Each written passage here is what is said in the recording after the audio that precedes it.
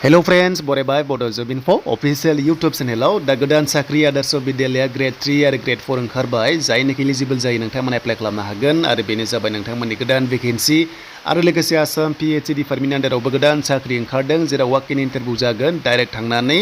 interview होदो बेनिफ्राय साख्रि लादो दा लोगोफोर गोबाव खालामा जों नायगोन अफिसियेल नटिफिकेसन स' बेनिफ्राय एसे अखा हादों बेकग्राउन्ड साउन्डआ एसे आलदा खोनानो हागौ स' अब्लाबो नोंथांमोना भिडिअखौ नायलांबाय थादो जोबजासिम जेराव नोंथांमोना अफिसियेल नटिफिकेसन नायनो हागोन स' बिदिब्ला जों थांग्रोनि आदार्श विद्यालयनि अफिसियेल वेबसाइटआव एन्ड बेनिफ्राय बेयाव नोंथांमोना मैया मोनदोंमोन 486 भेकेन्सिस जेराव BTC आवबो भेकेन्सि दङमोन आर्ट्स साइन्सआव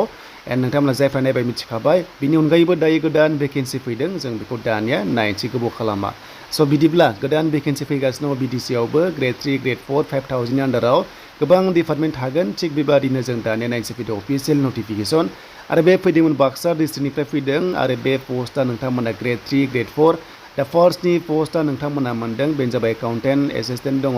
स' नोंथांमोना बेखौ नायदो 18,000 सेलारि मोनगोन पस्टआ सासे दङ आरो बेयाव डिग्री पास खालामनांगोन कमार्सनिफ्राय 18निफ्राय 45 इयार्ससिम नोंथांमोना जानांगोन अब्लानो हागोन एन्ड सेकेन्ड पस्टआव सुकिदार दङ अके बेयाव पस्टआ नोंथांमोना सानै मोनदों आरो बेनि लोगोफोर बे जाबाय अनलि फिमेलाल' हागोन होनना बुंदों लोगोसे 2,000 मोनगोन दानफायाव 11 मान्थस मावनो मोनगोन आरो बारायबाय थाखायो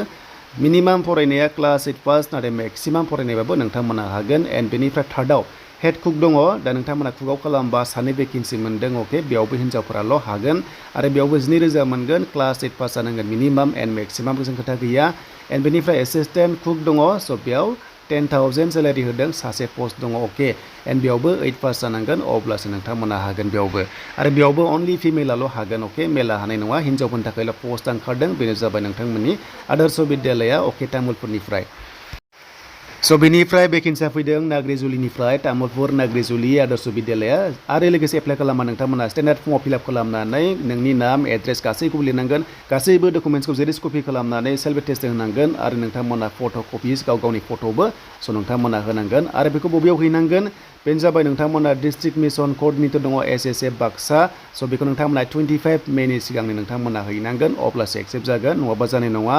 आरो बेनो जाबाय एड्रेसा डिस्ट्रिक्ट मिसन क'र्डिनेटर SSF बाक्सा दङ बेखौ नोंथांमोना जाहाथे होयो एन्ड बेनिफ्राय स' नोंथांमोना इन्टारभिउआव जाहाथे थाङो जायनो सेलेक्ट जायो नोंथांमोनखौ लिंहरगोन इन्टारभिउआव स' बेखायनो फन नाम्बारखौ होनो दाबाव स' नोंथांमोना फन नाम्बारखौ जाहाथे होयो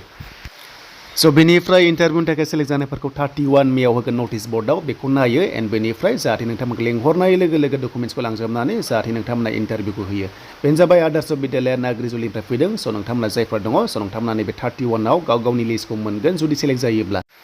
स' बेनिफ्राय मंगलदै नोंथांमोनाहाय PHE डिपार्टमेन्टनि आन्डाराव गोदान साख्रि बिटेक थानांगोन बेनो जाबाय टेकनिकेल अफिसाराव आरो बे पस्टआ साबा दङ नोंथांमोनाहाय डेट मोनदों 25 मेआव जागोन इन्टारभिउआ एन्ड बेनिफ्राय नोंथांमोननि लास्ट डेटआ 23 सिम एप्लाइ खालामनो हागोन स' स्टेन्डार्ड फर्मआव फिलआप खालामनानै गासैबो डकुमेन्ट्सखौ जेरेक्स कपि खालामनानै थाइबानि पस्टेल स्टाम्प नांगोन आरो नोंथांमोना 23 मेनि सिगां बेखौ साबमिट खालामनांगोन एन्ड 25आव नोंथांमोनखौ लिंहरनानै इन्टारभिउखौ लानाय जागोन स' बे जाबाय कन्ट्रेक्चुवेल जब गोजा गासैबो आरो आसा खालामो नेक्स्टआव गोदान भेकेन्सि फैयोबा आं नोंथांमोननो लानानै फैगोन स' बेनोमोन दिनैनि लेटेस्ट आपडेट